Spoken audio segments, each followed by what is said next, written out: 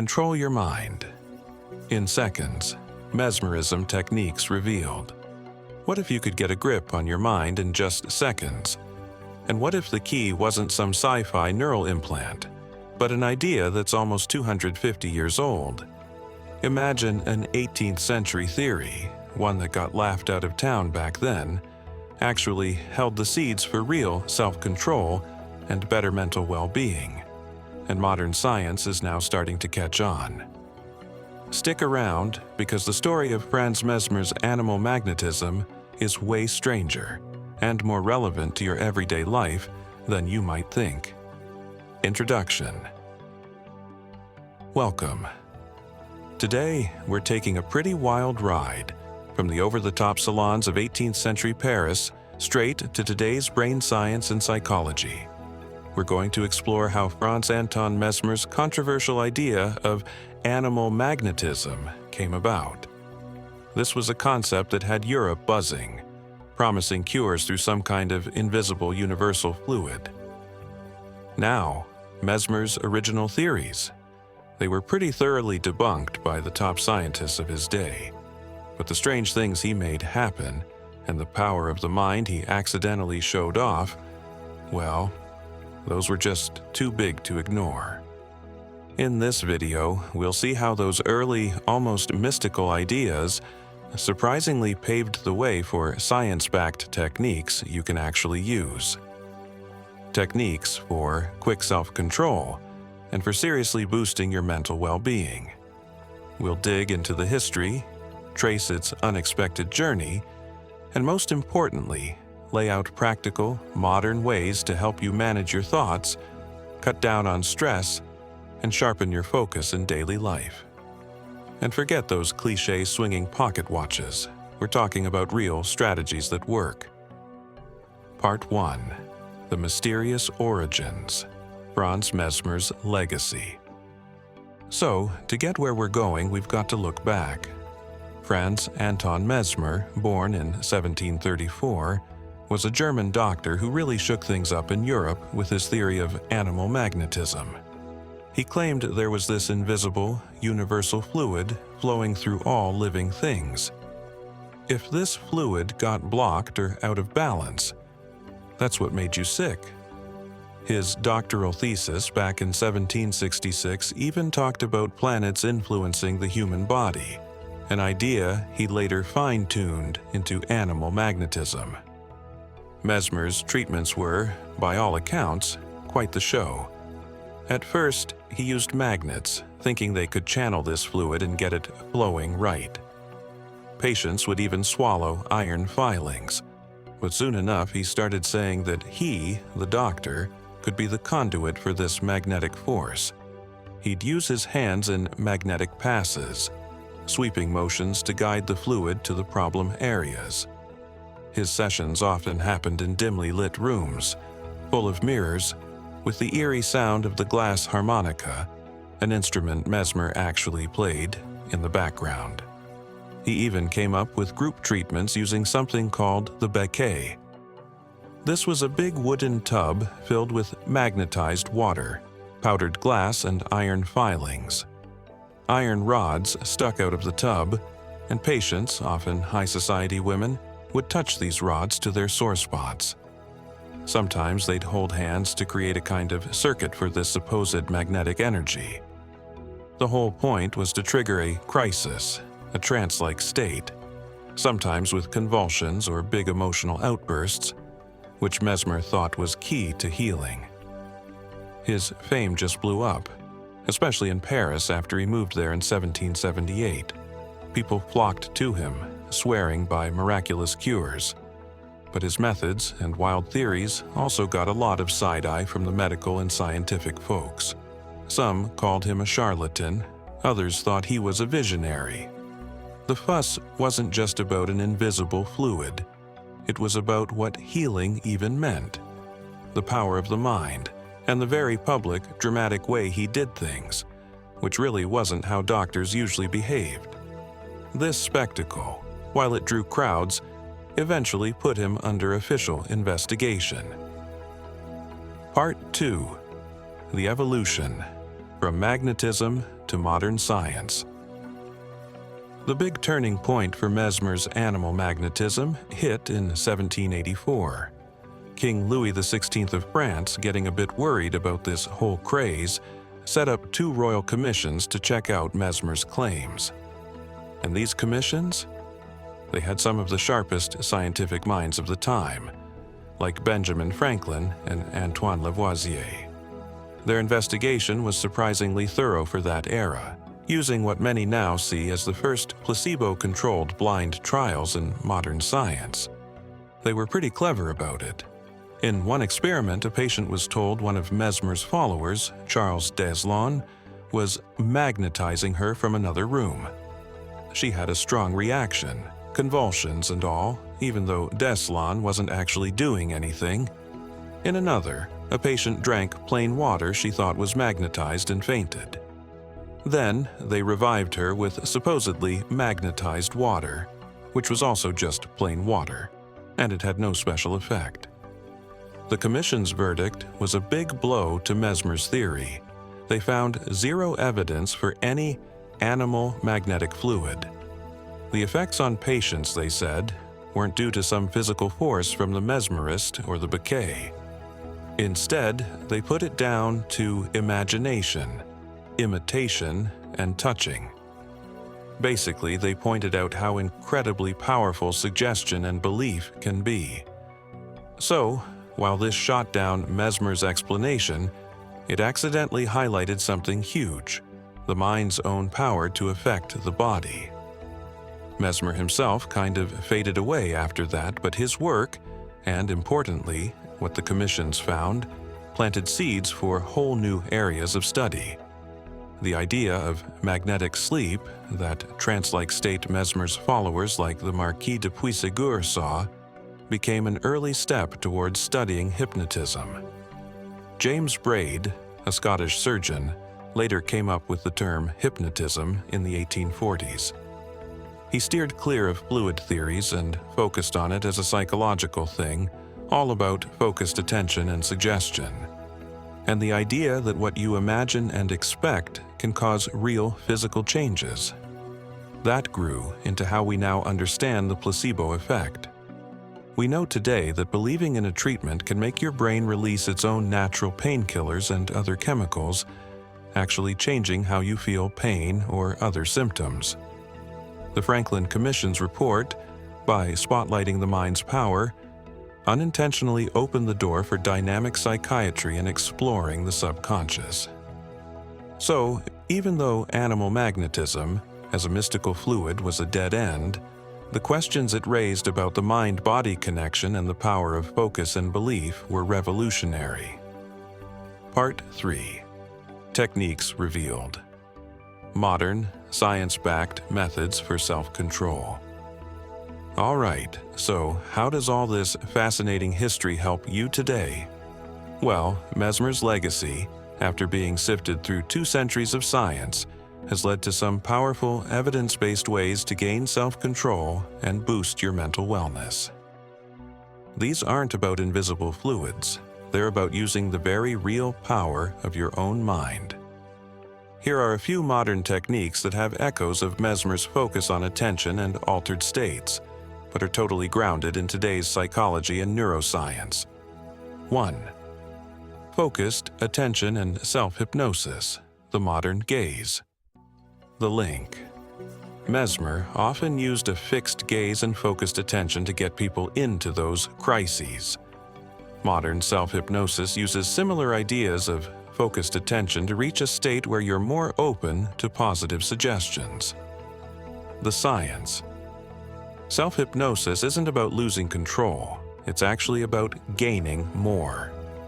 You guide yourself into a deeply relaxed but focused state. Your brainwaves might shift to alpha or theta here, where your subconscious is more ready to accept new, positive ideas.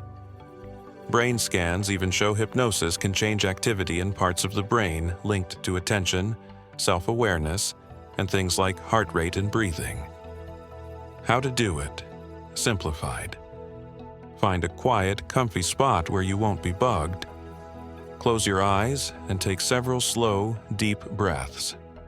Really focus on the feeling of air coming in and going out.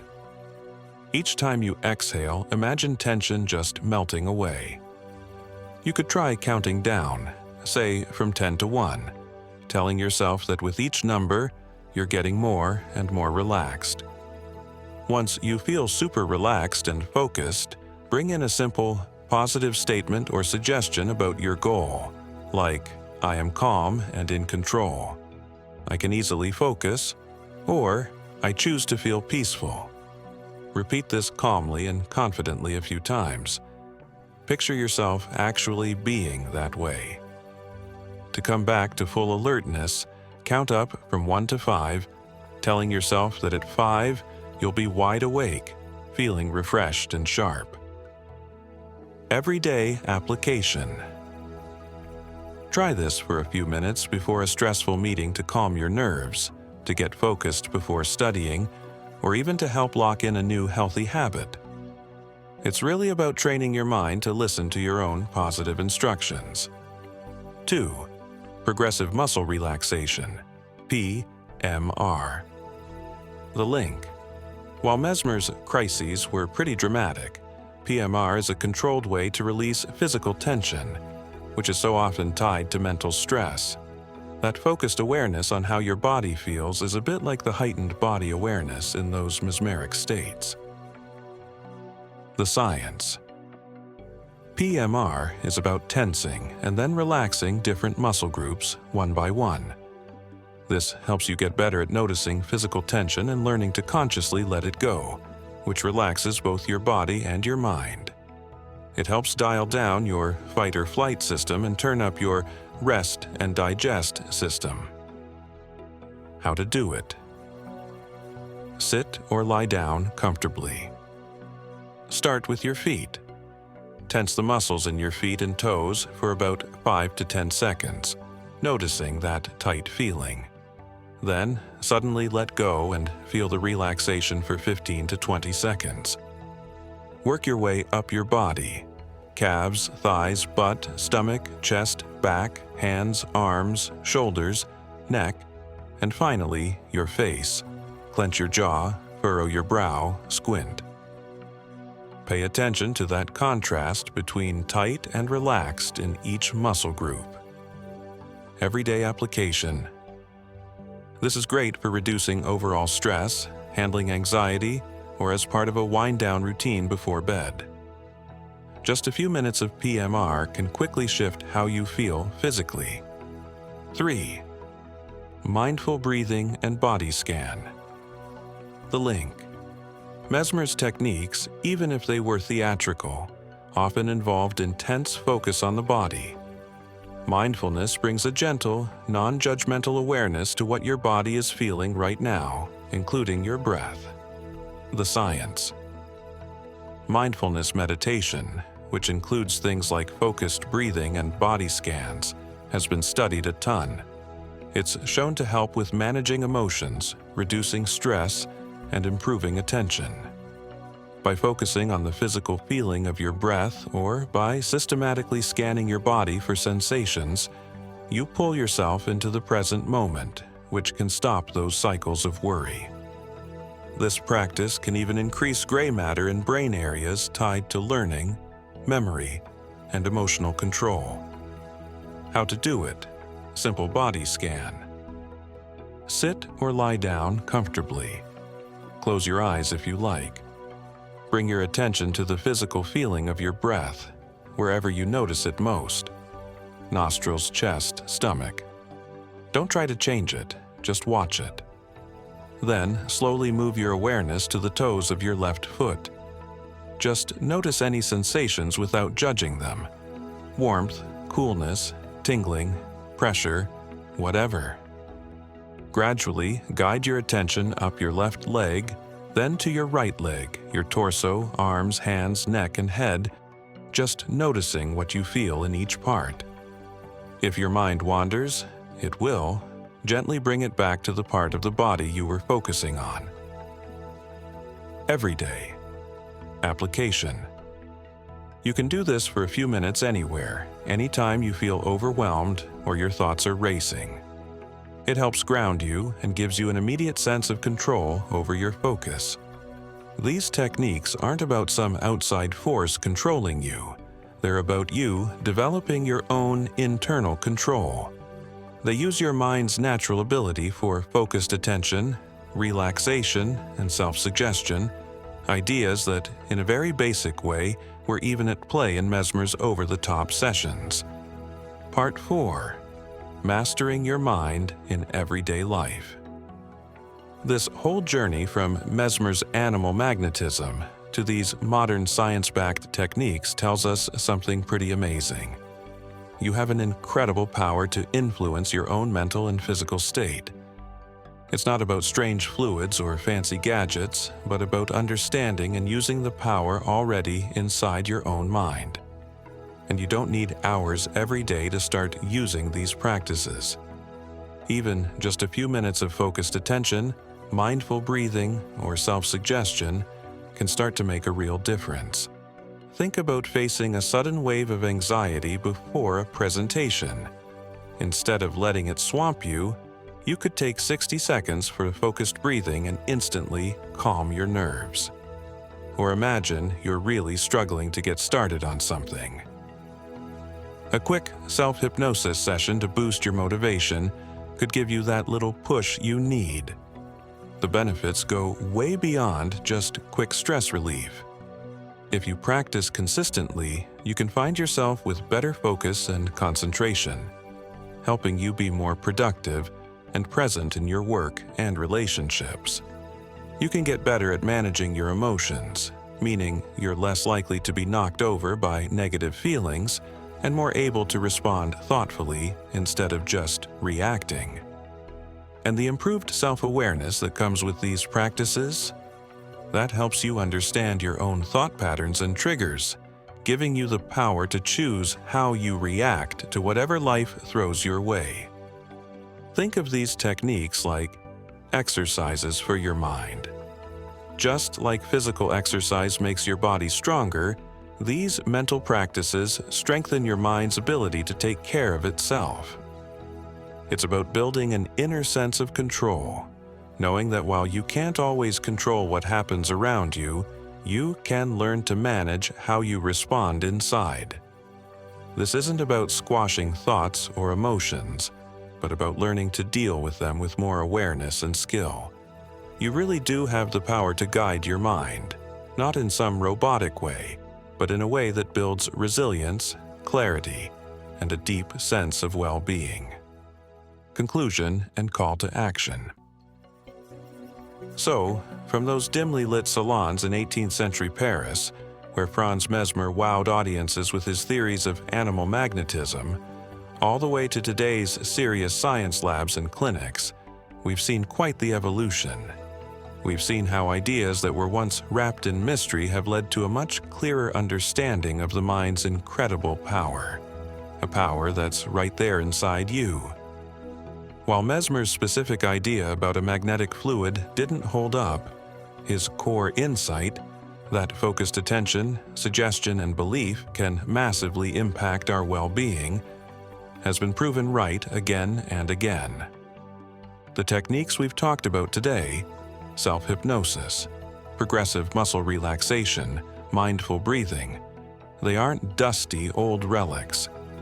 They are practical, easy-to-use, science-backed tools that give you the power to manage your thoughts, handle stress, and boost your overall mental wellness in seconds, not centuries. The real magic isn't some mysterious external force, it's your own natural ability. I really encourage you to give these techniques a try. Experiment. See what clicks for you. Start small, stick with it, and notice the difference it makes in your day-to-day life. If you found this journey from mesmerism to modern mind mastery interesting, please give this video a like. Subscribe for more on tapping into your mental potential and feeling better. And now, I'd love to hear from you. Which of these techniques are you most curious to try out first? Let me know in the comments below. take control, and thrive.